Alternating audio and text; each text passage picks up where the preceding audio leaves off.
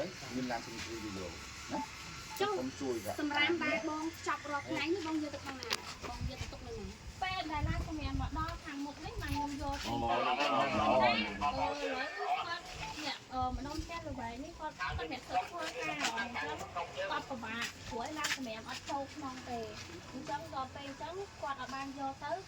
វាធ្វើឲ្យកក់ស្ទះនៅផ្ទះអញ្ចឹងវាមានបញ្ហាធំក្លិនអញ្ចឹងចាហ្នឹងផ្លូវហ្នឹងអត់មានឡានចូលទេអាផ្លូវហ្នឹងឯង ចាខដល់មុខព្រោះវាច្រើនអត់ទៅមានអ្នកនៅផ្ទះ ឥឡូវចេះខ្ញុំឲ្យគាត់ដាក់នៅមុខផ្ទះគាត់ចុះចាំខ្ញុំឲ្យអាតេចូលយកឲ្យណាខ្ញុំឲ្យអាតេចូលយកអញ្ចឹងហាងវាច់ខាច់សុំកុំដុតសម្រាប់ណាព្រោះវាខ្ចប់ទុកព្រោះចាស់បើគេមិនចូលយកសុំរីកាមកគាត់យកលេខទូរស័ព្ទគាត់មួយពេលរីកាមកមានទូរស័ព្ទមកអាតេចូលយកឲ្យ092មកអញ្ចឹងកប់ទុកនៅជាងក៏បានហើយផ្លេតខ្ញុំមកដល់ផ្លេតជួនហ្នឹងឲ្យចាំប្រាប់លេខទូរស័ព្ទមកដែរ09267 47ផ្លូវឡានចូលបានមួយបាទផ្លូវឡានគេអត់ចូលយកជាងអាចចូលយករៀបចំដាក់ស្រួល